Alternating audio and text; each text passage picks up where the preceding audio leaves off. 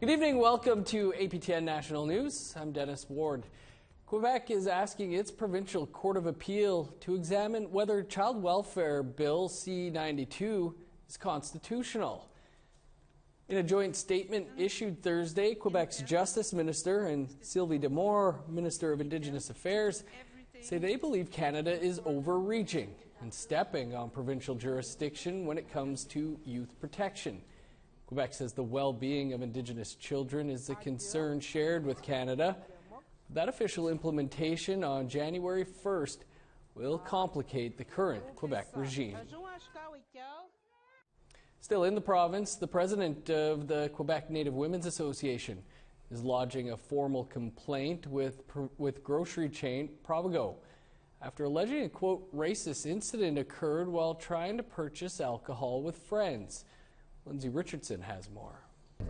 Just as she does almost every week, Viviane Michel went into this Provigo grocery store in Longueuil on the south shore of Montreal to gather provisions for her daughter's 24th birthday party. But an interaction at checkout left Michel and company reeling. Je suis vraiment en colère.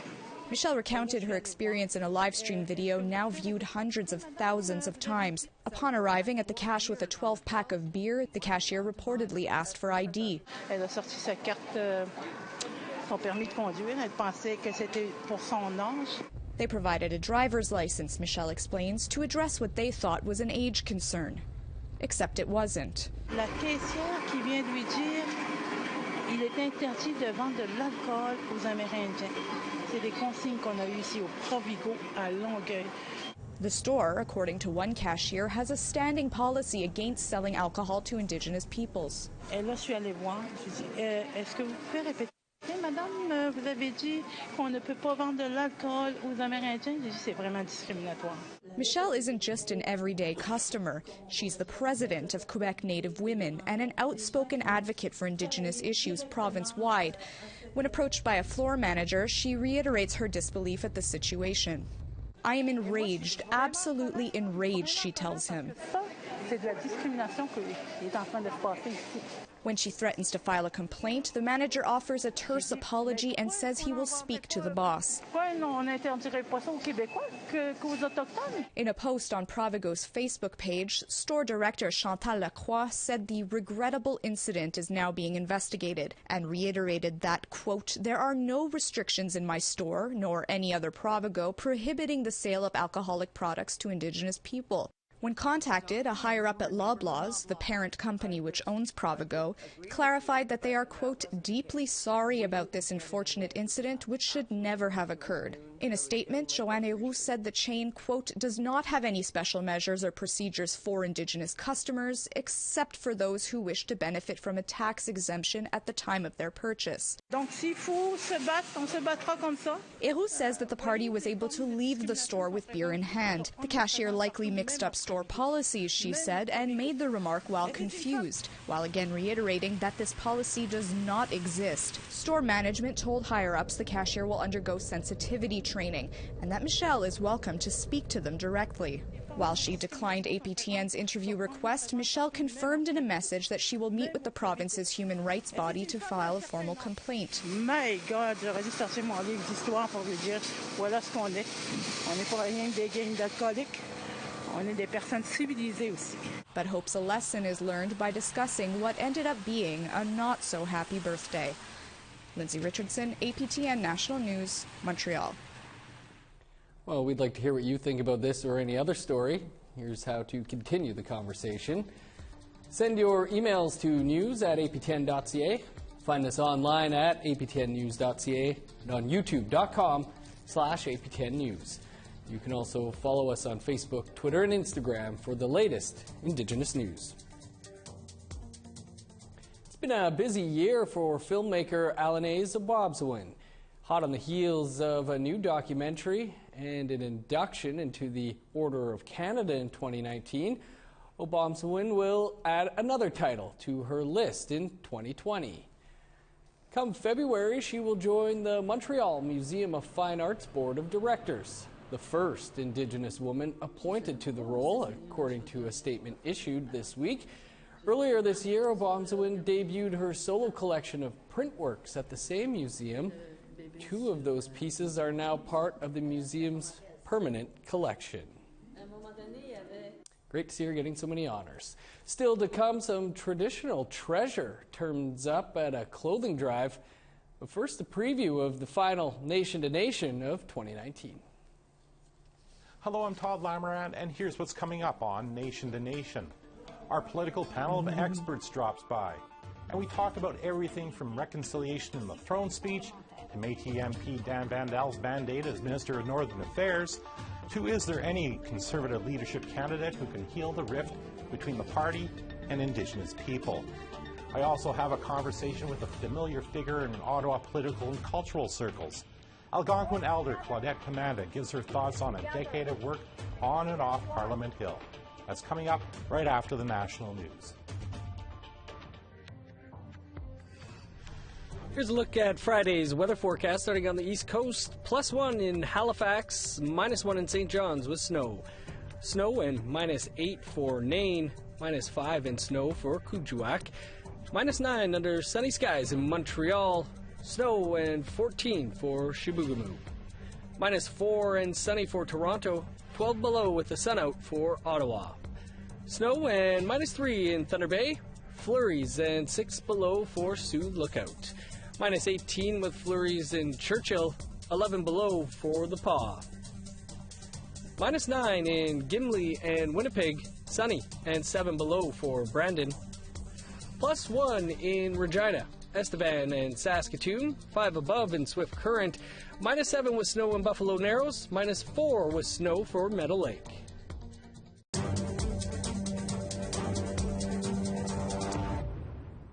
Welcome back. 2 traditional parkas were donated to an organization on the downtown east side in Vancouver as part of a clothing drive. But once staff realized what treasures they had, they knew they had to be preserved. APTN's Tina House has this story. A few years ago, these 2 Gwich'in parkas were donated to the Union Gospel Mission on Vancouver's downtown east side. They were made between the 1960s and 1980s at the Inuvik Sewing Center in the Northwest Territories. The center is now closed, and it's not known who created them. However, what is known is that they are intricately hand-sewn using traditional methods. Today, the UGM is giving them away in the hopes that the public can enjoy looking at these historical parkas. And once we realized what they were, the significance of them, we were so shocked. So they have so much cultural and historical significance and meaning. Parkas, otherwise known as anoraks, were first invented by the Caribou Inuit and was usually made from sealskin or caribou hide, ideal for hunting and kayaking. Typically, they have drawstrings and are stuffed for warmth along with fur lining.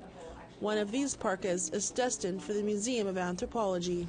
We received an email from the mission saying that they had these coats and that they wanted to know a little bit more about them. They had seen how important they were, and they wondered if we would have an interest in having them in the collection to honor Indigenous peoples from the North who created them. And Alan says the other one will be donated to an organization that has a connection to the Inuit people. And how they got from 200 kilometers north of the Arctic Circle down to the downtown east side is a mystery to us, but it's so special and meaningful. Any theory? No idea. Probably when the sewing center closed. I don't know if they were auctioned off or they got passed down through family members, but the donor, we received a donation from some of our staff, and we've talked to them, and unfortunately we don't know who the donor was or how to contact them, so we're trying to honor their thoughtful generosity. Tina House, APTN National News, Vancouver. Pretty cool story.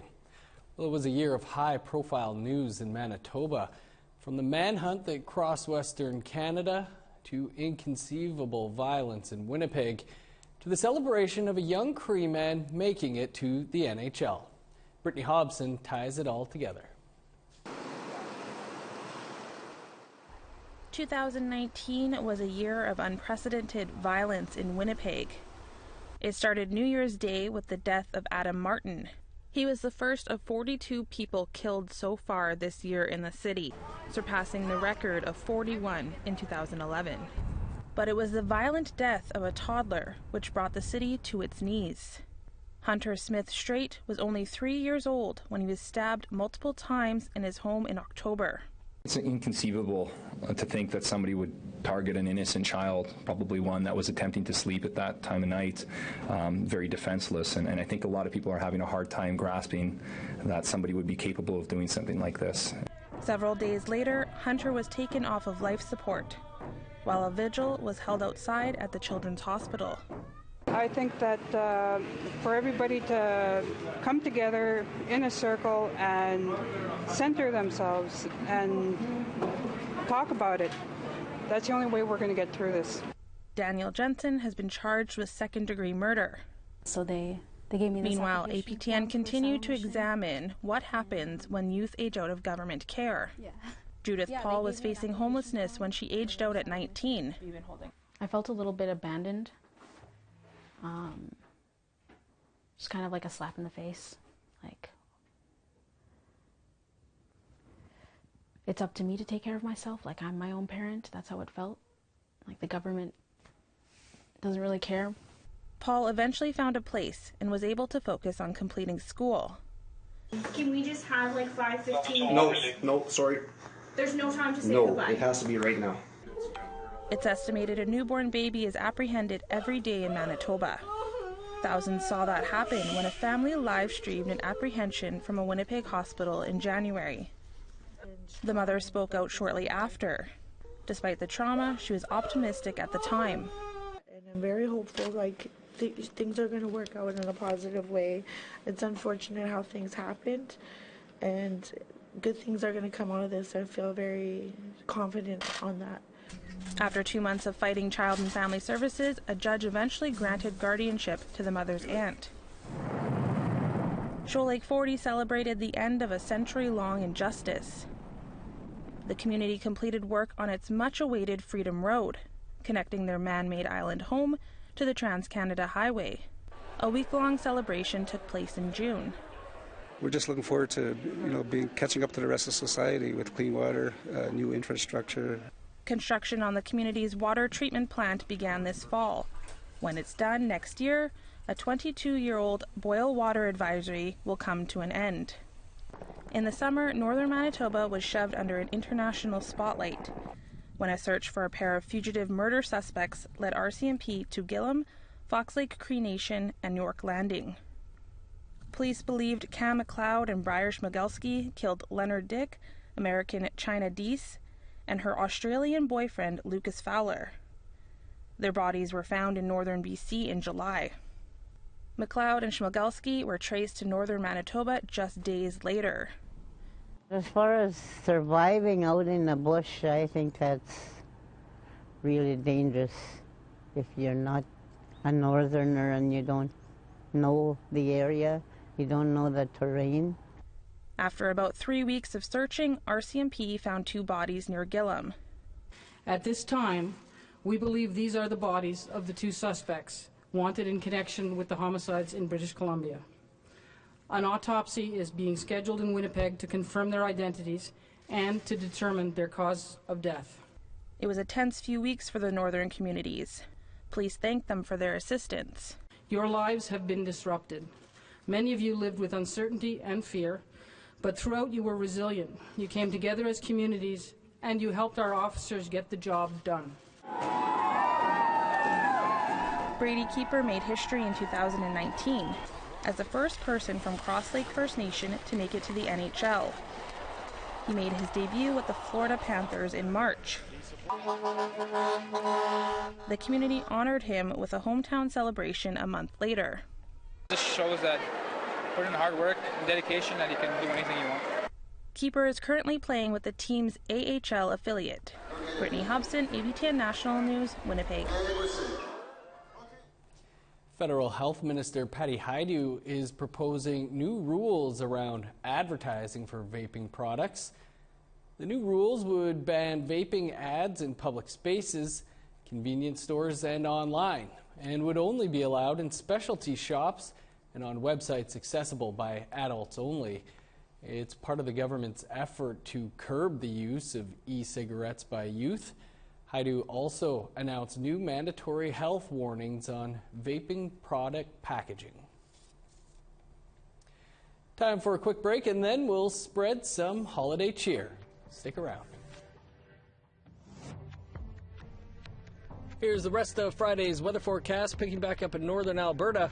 Flurries and 8 below for Fort McMurray. -9 with snow for Grand Prairie. 10 above under sunny skies for Medicine Hat. 1 degree warmer for Lethbridge. Showers and +9 for Victoria and Tofino. -22 for Fort Nelson. +3 in Prince George. 39 below in Old Crow. -9 with snow for Whitehorse. 30 below for Wrigley. -32 with snow in Norman Wells. -29 in Inuvik. -39 for Colville Lake. 18 below in Whale Cove. -32 for Cambridge Bay. -17 in Cape Dorset. 31 below in Resolute.